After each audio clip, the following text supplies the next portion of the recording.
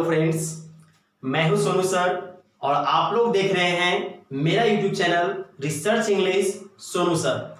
जी हाँ, जैसा कि मैं पिछले क्लास के वीडियो में आप लोगों को बतलाया था कि आने वाले कल के वीडियो में मैं आप लोगों के लिए बिल्कुल नए अंदाज से और न्यू सीरीज के अनुसार मैं इंग्लिश को शुरू से पढ़ाने वाला हूं, बिल्कुल जीरो से।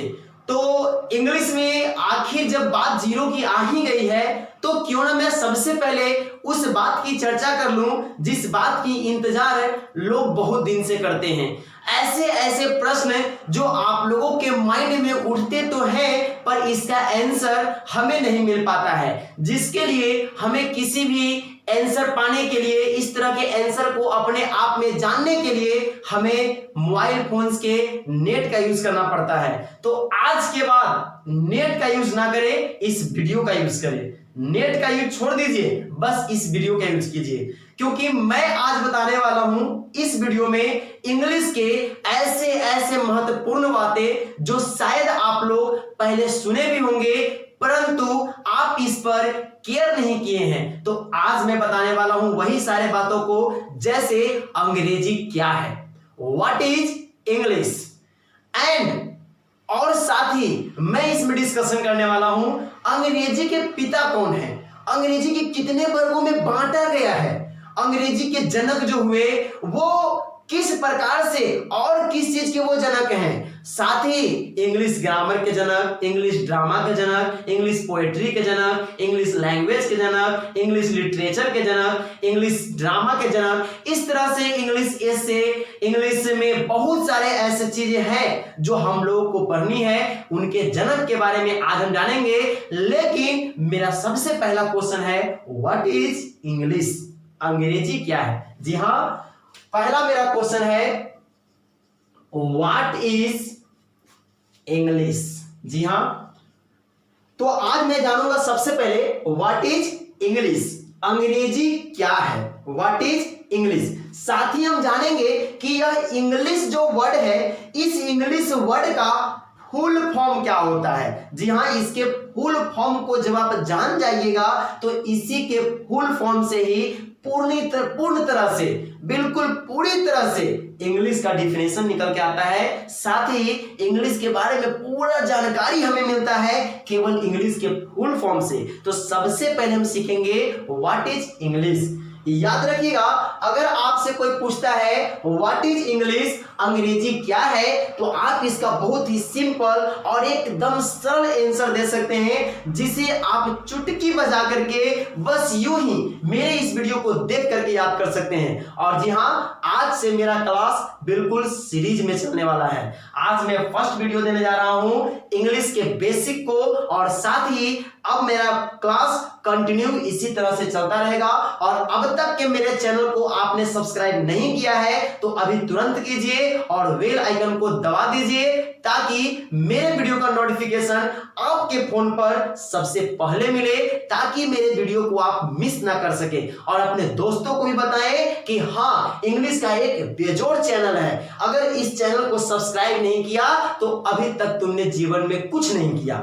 जी हाँ, आज हम बताने जा रहे हैं व्हाट इज इंग्लिश। साथ ही मैं डिस्कशन करने वाला हूं अंग्रेजी के पूरे पार्ट्स, और साथ ही अंग्रेजी में कौन कौन जनक है, फादर है, जैसे father of English, father of English literature, father of English grammar, father of English prose, father of English essay, इस तरह के बहुत सारे फादर जैसे इंग्लिश में हम लोग को याद करनी है, जिसे हम लोग याद तो करते हैं पर भूल जाते हैं। आज एकदम सिंपल मूड से बहुत ही अच्छे तरह से मैं इसको चर्चा कर दूंगा। देखिएगा, अगर कोई पहले आपसे कहता है व्हाट इज इंग्लिश, अंग्रेजी क्या है, व्हाट इज इंग्लिश, सिंपल कहिए English. English is an international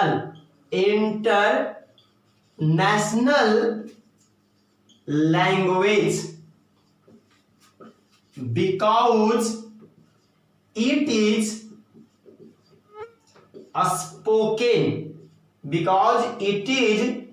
spoken in all over countries because it is spoken in all over country. जी हाँ, इंग्लिश क्या है? तो English is an international language. अंग्रेजी एक अंतरराष्ट्रीय भाषा है। अंग्रेजी एक अंतरराष्ट्रीय भाषा है। अंग्रेजी एक अंतरराष्ट्रीय भाषा है। क्योंकि बिकॉज, क्यों है भाई? अगर तुमसे कोई कहता है कि ये इंटरनेशनल लैंग्वेज है, देन हाउ, तो कैसे?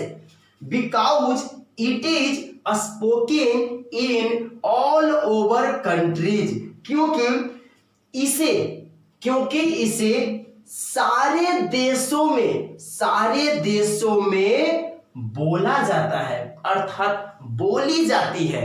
अंग्रेजी क्या है? तो इंग्लिश एक कहेगा तो आप कहिए कि अंग्रेजी एक अंतरराष्ट्रीय भाषा है, क्योंकि इसे सारे देशों में बोली जाती है। English is an international language because it is spoken in all over country. अगर इसी को हम फॉरेन में बोलना चाहें, जैसे कि अंग्रेजी बोलने के दृष्टिकोण से एक फॉरेन और हमारा एक इंडियन है, अगर इसी को अगर फॉरेन बोलेगा तो कैसे कहेगा? क्या English is an international language because it is spoken to all over countries. These types, इस तरह से लोग बोलते हैं जिसे हम लोग कहते हैं फॉरेन, जिसे विदेशी। अर्थात इंग्लिश मुख्य रूप से बोली जो जाती है, मुख्य रूप से यूके, यूएसए, ऑस्ट्रेलिया, ये सब देशों में मुख्य रूप से बोली जाती है। जैसा कि आप जानते हैं, भारत हमारा हिंदी प्रधान देश है, हिंदी को प्रधानता दी जाती है।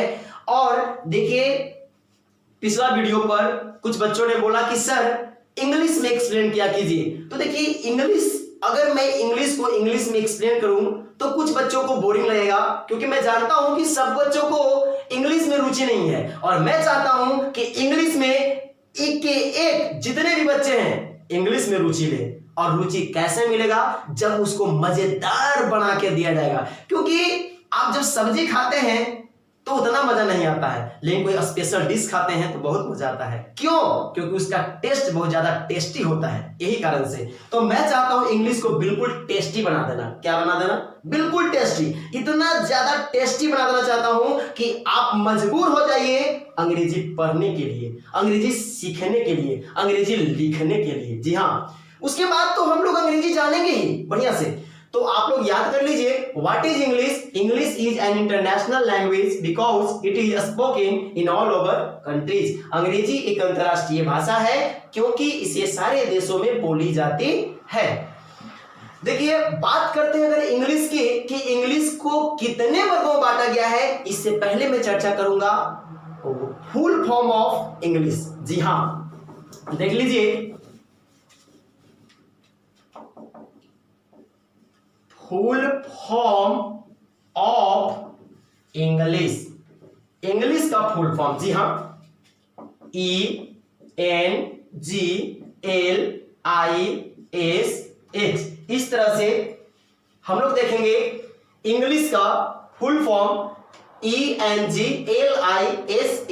देखिए, ई फॉर होता है इंग्लैंड। ई फॉर क्या होता है? इंग्लैंड। जी हाँ, बिल्कुल, ई फॉर इंग्लैंड। क्या होता है? इंग्लैंड।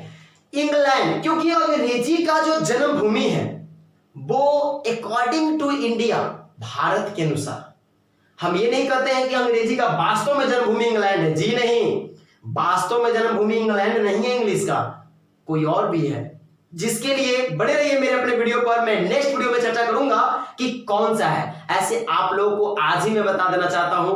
क्यों मैं आप लोगों से इंतजार करवाऊं? क्योंकि मैं जानता हूं कि आप लोगों को इंतजार करने की आदत नहीं है। मैं जानता हूं इस बात को कि आप लोग इंतजार कर ही नहीं सकते हैं। जी हाँ, इंग्लिश इंग्लैंड से पहले जर्मनी में चलती थी। जी हाँ, अब जर्मनी क्या है पूरा विशेष डिस्कशन में करूंगा, लेकिन फिलहाल मैं फुल फॉर्म ऑफ इंग्लिश की चर्चा कर लूं। तो E for England, E for England. जी हाँ, आप लोग देखते होंगे, अगर गांव में किसी को कहते हैं कि इंग्लिश पढ़ने चलेगा, तो तुमको कहता है कि ना ना, जाओ जाओ, तोरे इंग्लैंड जाना हो। इस तरह से मनोबल गिरा देता है आपको कह करके। जी नहीं, इंग्लैंड नहीं जाना है, इसलिए वो कह देता है क्योंकि इंग्लिश का जन्मभूमि इंग्लैंड को माना जाता है। इन नॉट नेग्लेक्ट, नॉट नेग्ली, नेग्लिजेंसिबल, याद रखिएगा, नॉट नेग्लिजेंसिबल। देखिए नेग्लिजेंसिबल जो बना है वो नेग्लेक्ट से बना है। नेग्लेक्ट मतलब ठुकरा देना, नॉट मतलब नहीं, एबल मतलब होता है के योग्य, अनेबल मतलब के योग्य नहीं। तो नेग्लिजेंसिबल मतलब कि अस्वीकृत करने योग्य, और नॉट मतलब नहीं। अर्थात इंग्लिश एक ऐसा सब्जेक्ट है जिसे आप अस्वीकृत नहीं कर सकते, नेग्लेक्ट नहीं कर सकते। अगर आप इसको नेग्लेक्ट करते हैं तो आपका जीवन का बहुत सारा ऐसा वर्क है जो इंग्लिश के बिना रुक जाएगा। जी फॉर होता है ग्लोबल। ग्लोबल की बात करें तो विश्व स्तरीय, अंग्रेजी कोई राज्य स्तरीय, शहर स्तरीय, देश स्तरीय नहीं, ये पूरे विश्व स्तरीय है। क्या है? पूरे विश्व स्तरीय। इसको पूरे वर्ल्ड में जाना जाता है, अंग्रेजी को पूरे वर्ल्ड में जाना जाता है, अर्थात यह ग्लोबल है, विश्व स्तरीय है। एल से हो जाता है लैंग्वेज और साथ ही हो जाता है लिटरेचर। एल से हो जाता है लैंग्वेज एंड लिटरेचर। जी हाँ, लैंग्वेज एंड लिटरेचर। अंग्रेजी एक भाषा भी है, अंग्रेजी साहित्य भी है। अंग्रेजी को आप बोल भी सकते हैं, अंग्रेजी को आप लिख भी सकते हैं। जैसे ये तो एक भाषा विषय है ही, साथ में आप इसे लिख भी सकते हैं। आई फॉर होता है इंटरेस्टिंग। आई फॉर क्या होता है? इंटरेस्टिंग। इंटरेस्टिंग बोले तो रोचक, मतलब रुचि जगा देता है। अंग्रेजी वास्तव में एक जो सब्जेक्ट है वो रोचक विषय है, लेकिन कहा जाता है कि जो बात आप लोगों को समझ में नहीं आती है तो वो बोरिंग लगती है। ठीक उसी तरह से है तो यह रोचक विषय, लेकिन जब आपको समझ में नहीं आता है तो आपको बोरिंग लगता है। पर मैं बता दूंगा कि कैसे अंग्रेजी रोचक है, कैसे समझ में आएगा। बने रहिए मेरे अपने इस चैनल के साथ। एस फॉर हो जाता है सस्टेन। सस्टेन बोले तो अमर। अंग्रेजी एक अमर अजर विषय है, ये अब कभी मरने वाला है नहीं, क्योंकि पहले हमारे यहाँ जितने भी स्कूल थे वो सारे हिंदी मीडियम में थे, और आज देखिए इंग्लिश मीडियम हो गए हैं। साथ ही इंग्लिश का बढ़ावा देखिए कहां से कहां बढ़ रहा है। लोग आजकल इंग्लिश मीडियम की तैयारी कर रहे हैं, इंग्लिश मीडियम में पढ़ना चाह रहे हैं, अपने आप को इंग्लिश इन्वायरमेंट में रखना चाह रहे हैं। अर्थात अंग्रेजी अब मरने वाला नहीं है, इंग्लिश अब अमर होने जा रहा है।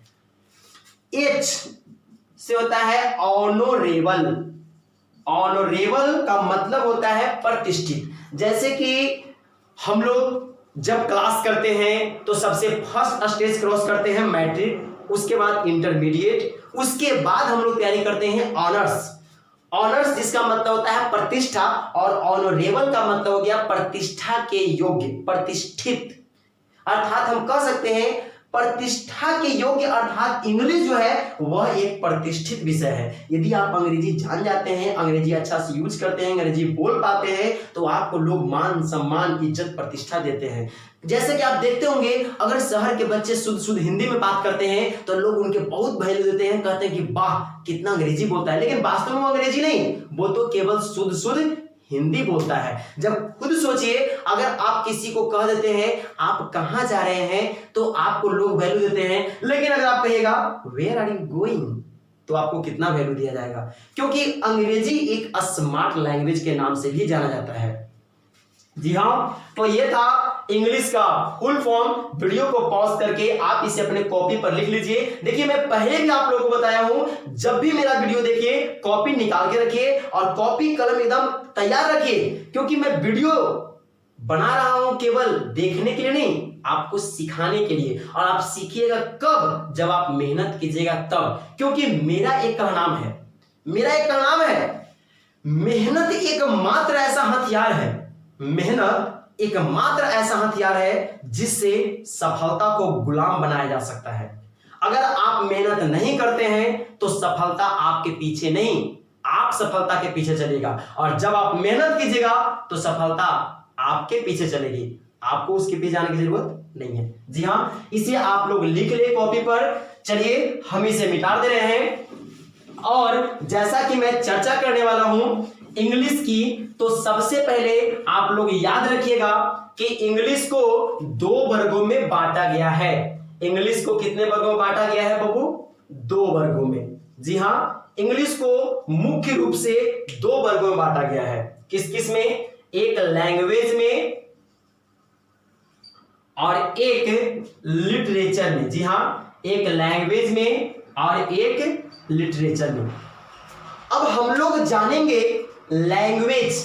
लैंग्वेज किसे कहते हैं, लिटरेचर किसे कहते हैं, what is language and what is literature. जैसा कि आप लोगों ने सीखा इंग्लिश किसे कहते हैं, व्हाट इज इंग्लिश, तो मैंने बताया English is an international language because it is spoken in all over countries.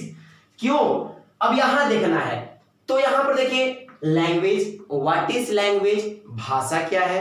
देखिए आप सिंपली कह सकते हैं कि लैंग्वेज क्या है, भाषा क्या है, तो आप कह सकते हैं language is a type of communication. Language is a type of communication, अर्थात सिंपली कह सकते हैं। परंतु मैं अभी चर्चा नहीं करने वाला हूं लैंग्वेज किसे कहते हैं, बिकॉज अगर मैं लैंग्वेज की चर्चा कर दूंगा तो लैंग्वेज का एक पार्ट है, लैंग्वेज के पार्ट के अंतर्गत हमको देखना है कि लैंग्वेज के 3 भाग भी होते हैं, oral language, retail language, symbolic language, हम उस सबकी चर्चा करेंगे। पर मैं पहले ही बताया हूं कि आज की क्लास में मैं पूर्णतः चर्चा करने वाला हूं जनक के बारे में। जी हां, जनक, अंग्रेजी के जनक से लेकर के अंग्रेजी में जितने भी पार्ट्स हैं वो सारे जनक के बारे में मैं आज चर्चा करने वाला हूं, जिसे आप लोग कॉपी पे एकदम बिल्कुल लिख ले।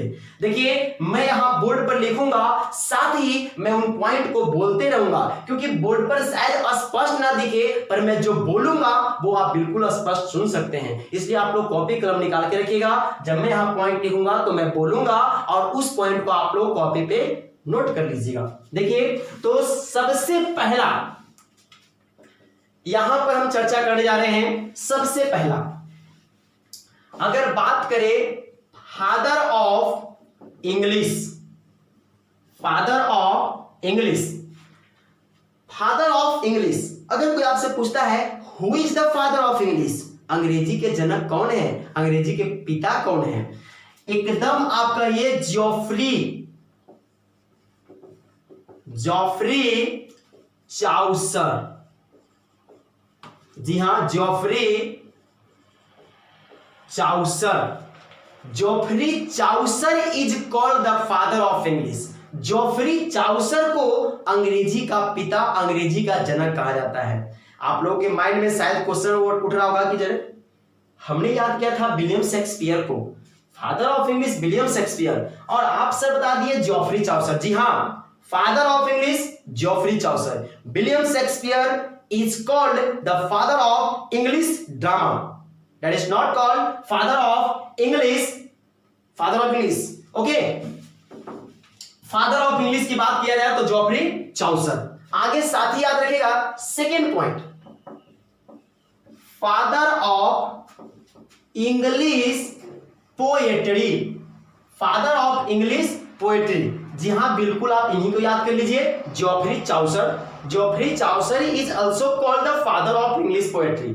जॉफ्री चाउसर को ही अंग्रेजी कविता के जनक माना जाता है। जी हां, बात किया जाए अगर father of English language, English language की अंग्रेजी भाषा के जनक कौन है, तो अंग्रेजी भाषा के जनक भी इन्हीं को माना जाता है। अगर बात कर दिया जाए father of English literature, English literature, जी हां इन्हीं को माना जाता है। अर्थात father of English Geoffrey Chaucer, father of English poetry Geoffrey Chaucer, father of English language Geoffrey Chaucer, father of English literature Geoffrey Chaucer. यहां तक के जनक सब जॉफ्री चाउसर हैं। आगे अब मैं चर्चा करने वाला हूं 5th नंबर से, फादर ऑफ इंग्लिश प्रोज। जी हां, इंग्लिश प्रोज के जनक कौन है, तो इंग्लिश प्रोज के जनक हैं William Tyndale, William Tyndale, father of English prose के जनक विलियम टेंडेल हैं। आगे अगर बात कर लिया जाए father of English drama, English drama के जनक कौन है, तो आप इसके लिए याद कीजिएगा विलियम शेक्सपियर। जी हां, William Shakespeare, father of English drama, William Shakespeare. William Shakespeare को जो कहा जाता है वो विलियम शेक्सपियर जो है वो इंग्लिश ड्रामा के जनक हैं। बहुत से लोग याद रखते हैं फादर ऑफ इंग्लिश के जगह पर विलियम शेक्सपियर को, जबकि विलियम शेक्सपियर जो है वो इंग्लिश ड्रामा के जनक है। इंग्लिश के जनक जॉफरी चाउसर है। आगे देखिएगा, आगे है father of English novel, father of English novel याद रखिएगा हेनरी फील्डिंग। इंग्लिश नॉवेल के जो जनक हैं वो है हेनरी फील्डिंग। हेनरी फील्डिंग जो है वो इंग्लिश नॉवेल के जनक हैं, इंग्लिश नॉवेल के जनक हैं। जी हाँ, ये 7 पॉइंट को आप लोग उतार लीजिए, लिख लीजिए, आगे मैं और भी चर्चा कर रहा हूं।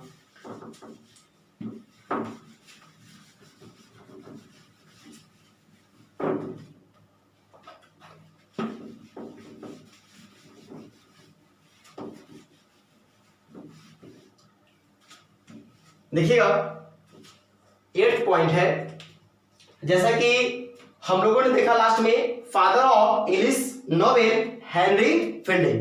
आगे father of English essay, father of English essay याद रखिएगा फ्रांसिस बेकन। जी हां, फ्रांसिस बेकन, ये आपका इंग्लिश एसे के जनक है, इंग्लिश एसे के। आगे हम बात करें father of English comedy, father of English comedy, तो याद रखिएगा बेन जॉनसन। जी हां, Ben Jonson, father of English comedy. अगर इंग्लिश कॉमेडी के जनक की बात की जाए, who is the father of English comedy, तो आप कहिएगा Ben Jonson is called the father of English comedy. आगे हम बात करते हैं फादर ऑफ इंग्लिश ग्रामर। देखिए GRAMMAR, यहां पे बहुत से बच्चे ग्रामर के स्पेलिंग GRAMMER लिखते हैं, जबकि वो गलत है, GRAMMAR। Father of English grammar याद रखिएगा लैंडली मुर्रे को, ये जो है फादर ऑफ इंग्लिश लैंडली मुर्रे, ये जो है फादर ऑफ इंग्लिश ग्रामर के नाम से जाने जाते हैं। इस तरह से मैंने टोटल इंग्लिश में 10 जनक के बारे में आज मैं चर्चा किया हूं। अंग्रेजी में जैसे English essay, English comedy, English grammar, English language, English literature, English prose, English poetry, English drama, इस तरह से मैंने टोटल देखिए 10 जनक को मैंने इसमें डिस्कशन किया हूं। अगर आपके मन में कोई और भी इंग्लिश से संबंधित यदि कोई जनक बचे हुए हैं या आपको लगता है कि सर इनके जनक क्या है, कौन है, तो आप हमें कमेंट में लिखिए, मैं उसका आंसर आपको तुरंत दूंगा। जब मैं आपका कमेंट देखूंगा मैं फौरन आपके उस कमेंट पे रिप्लाई दूंगा। चलिए आगे हम लोग चलते हैं। इंग्लिश, ये तो हम लोग देखें कि इंग्लिश में कौन कैसे किस प्रकार से जनक थे, और इंग्लिश का फुल फॉर्म भी देखे कि इंग्लिश का फुल फॉर्म क्या होता है, इंग्लिश कहा किस जाता है, ये तो हम लोग देख लिए। और अब मैं चर्चा करने वाला हूं कि जब हम इंग्लिश पढ़ते हैं तो सबसे पहले हम लोग क्या पढ़ें, सबसे पहले हम लोग क्या पढ़ें कि हमें अंग्रेजी बिल्कुल समझ में आए। जी हां, बिल्कुल बेसिक। अगर आप बेसिक नहीं पढ़ पाते हैं, देखिए बात सिंपल है, अगर आप छोटी छोटी बातों को ही नहीं याद रख पाते हैं तो बड़ी बड़ी बातों को आप कैसे याद रख पाइएगा। सिंपल बात है, जब आप छोटी छोटी बात को नहीं याद रखते हैं तो बड़ी बड़ी बातें कैसे याद रखिएगा। जी हाँ, ये सब छोटी छोटी बातें हैं, ये सब छोटी छोटी बातों को आप लोग याद कर लीजिए, ताकि यदि आपसे कोई पूछ दे तो आप इसमें कंफ्यूजन ना रहे, आपको इसमें कोई कंफ्यूजन ना हो, फटाक से इसका आंसर दीजिए कि हाँ किसके कौन जनक हैं और किस प्रकार से हैं, आप पूरी डिस्कशन करके बता सकते हैं। चलिए मैं आगे चर्चा करता हूं इंग्लिश के बारे में। जैसा कि इंग्लिश को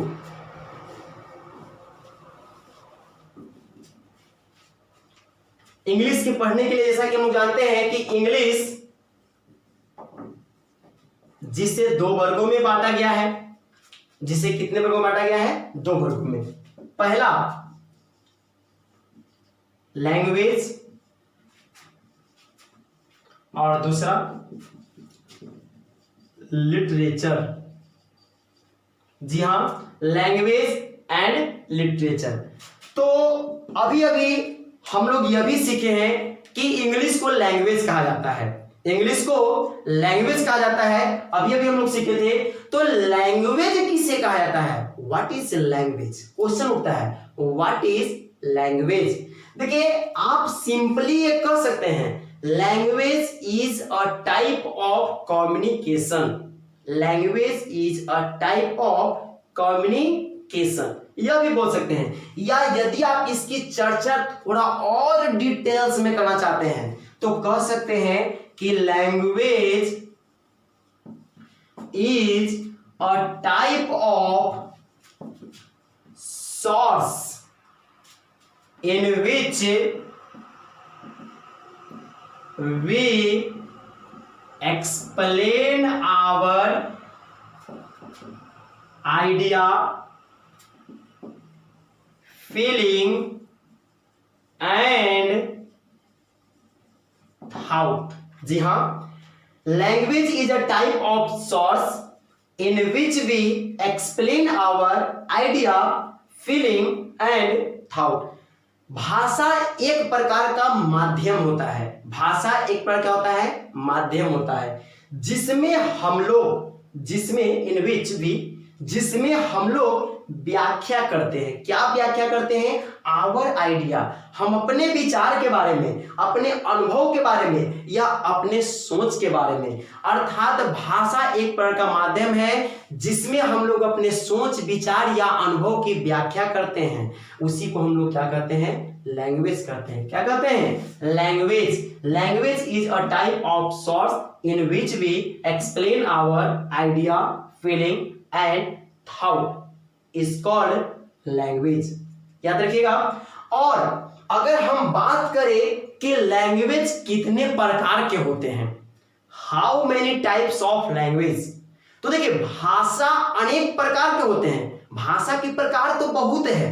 अगर भाषा की प्रकार की बात की जाए कि भाषा के कितने प्रकार हैं, तो भाषा के प्रकार बहुत हैं। लेकिन अगर भाषा के काइंड्स की बात की जाए कि भाषा के कितने भेद हैं, तो भाषा के मुख्य रूप से मॉडर्न इंग्लिश ग्रामर के अनुसार 2 भेद हैं। लेकिन अगर भाषा के वास्तविक भेद को देखा जाए तो 3 भेद हैं। कितने भेद हैं? 3 भेद हैं। वो कौन कौन से हैं तो आप लोग याद रखिएगा। अगर कोई पूछता है कि how many kinds of language, तो याद रख सकते हैं there are 3 kinds of language, जिसमें पहला आपका आता है oral language, oral language. Second आ जाता है रिटेन लैंग्वेज, रिटेन लैंग्वेज। और थर्ड में आ जाता है सिंबॉलिक। जी हां, सिंबॉलिक लैंग्वेज। अर्थात ओरल लैंग्वेज मौखिक भाषा, रिटेन लैंग्वेज लिखित भाषा, सिंबॉलिक लैंग्वेज सांकेतिक भाषा। अगर कोई कहे आपसे कि oral language, what is oral language, देखिए डिफिनेशन में बोलने जा रहा हूं, लिखना नहीं चाहता हूं, क्योंकि ये सब डिफिनेशन जो है आप लोग डायरेक्ट याद रख सकते हैं। यदि आपको लैंग्वेज का डिफिनेशन याद हो गया, जैसे बताया कि language is a type of source in which we explain our idea, feeling and thought is called language। बस यही डिफिनेशन याद रखिए, इसी डिफिनेशन पर आपको ये तीनों का डिफिनेशन याद हो जाएगा। ओरल लैंग्वेज किसे कहते हैं, मौखिक भाषा क्या है, लिखित भाषा क्या है और सांकेतिक भाषा क्या है। Oral language, the language in which we explain our idea, feeling and thought to speak something is called oral language। याद रखिएगा, the language in which we explain our idea, feeling and thought to speak something is called oral language। वैसी भाषा जिसमें हम लोग अपनी सोच, विचार या अनुभव को बोलकर व्याख्या करते हैं, ओरल लैंग्वेज कहलाता है। कौन लैंग्वेज कहलाता है, ओरल लैंग्वेज। जैसे हम लोग जो फोन पर टॉकिंग करते हैं, हेलो कौन, हम बोल रहे हैं, तो ये जो है ओरल लैंग्वेज है। कौन लैंग्वेज है, ओरल लैंग्वेज। रिटन लैंग्वेज की अगर बात की जाए, रिटन लैंग्वेज तो कहेंगे the language in which we explain our idea, feeling and thought to write something. जी हाँ, to write something is called written language. वैसी भाषा जिसमें हम अपनी सोच, विचार या अनुभव को लिख कर प्रस्तुत करते हैं, लिख कर व्याख्या करते हैं, उसी को हम लोग कहते हैं रिटन लैंग्वेज। आगे अगर बात की जाए सिंबॉलिक लैंग्वेज की, तो सिंबॉलिक लैंग्वेज किसे कहते हैं, तो देखिए सिंबॉलिक लैंग्वेज याद रखिएगा, the language in which we explain our idea, feeling and thought to indicate और hint something is called symbolic language. वैसी भाषा जिसमें हम लोग अपने विचार, अनुभव या सोच को सिंबॉलिक के रूप में, संकेत के रूप में व्याख्या करते हैं, वो कहलाता है सांकेतिक भाषा। देखिए सिंबॉलिक लैंग्वेज का यूज जनरली अगर देखा जाए तो वहां पे की जाती है जहां पे कोई आदमी का प्रेजेंटेशन ना हो, अर्थात उपस्थिति ना हो। जैसे आप लोग ट्रैफिक रूल्स में देखिएगा तो जब भी आप सड़क पे चलते हैं तो केवल हम लोगों को सिंबॉलिक लैंग्वेज दिखाई देता है, क्योंकि देखिएगा हॉर्न बनाया हुआ रहेगा, आपको देखिएगा इस तरह से, आपको ऐसे करके आपका यहाँ पे हॉर्न रहेगा बना हुआ, और हॉर्न को ऐसे क्रॉस रहता है, अर्थात यहाँ पे इस तरह से हॉर्न और यहाँ पे क्रॉस, मतलब समझ जाते हैं कि यहाँ पे हॉर्न बजाना मना है। इस तरह से बहुत सारे सांकेतिक भाषा को हम लोग देख के समझते हैं। जैसे रोड अगर रहती है तो एक बोर्ड इस तरह से रहता है रोड के साइड में, और अगर इस तरह से मतलब कि टर्निंग रहता है दिया हुआ, मतलब हम लोग समझते हैं कि आगे में क्या है, आगे टर्निंग है, आगे टर्निंग आने वाली है। तो ये सब सांकेतिक भाषा है। और लिखित भाषा जिसमें हम लोग एग्जाम वगैरह लिखते हैं, लेटर लिखते हैं, एप्लीकेशन लिखते हैं, तो ये सब आपका लिखित भाषा है। तो भाषा मुख्य रूप से देखा जाए तो भाषा को व्यक्त करने के माध्यम जो है वो तीन माध्यम है।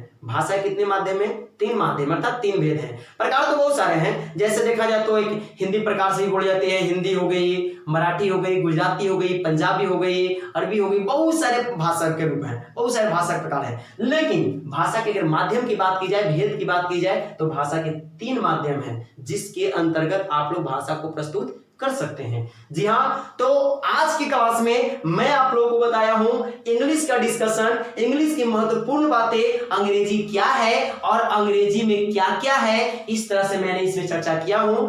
आगे के वीडियो में मैं आप लोगों को लाने वाला हूं पार्ट्स ऑफ स्पीच। जी हाँ, पार्ट्स ऑफ स्पीच, और वहां से आपका जो है मुख्य रूप से कहा जाए तो वो इंग्लिश का अगर देखा जाए तो मुख्य रूप से वही मेन कड़ी है। अगर पार्ट्स ऑफ स्पीच को अगर अध्ययन करने में आप अगर सफल हैं, यदि बढ़िया से अध्ययन कर लेते हैं, तो इंग्लिश आपको जो है डराएगा नहीं, समझाएगा। क्योंकि अंग्रेजी डराता नहीं है, यह आपको कुछ ना कुछ बनाता है। जी हाँ, तो अगले क्लास में चर्चा करूंगा पार्ट्स ऑफ स्पीच, और बिल्कुल ट्रिक के माध्यम से एक कहानी में लाने वाला हूं। जैसे नाउन, अब तक क्या आप नाउन पढ़ते आ रहे होंगे, लेकिन नाउन का भेद केवल आप 5 जानते हैं, पर मैं चर्चा करने वाला हूं नाउन के 25 भेद का, नाउन के 25 भेद का। तो जी हाँ, बने रहिए मेरे अपने चैनल के साथ, और मैं बताऊंगा नाउन के 25 भेद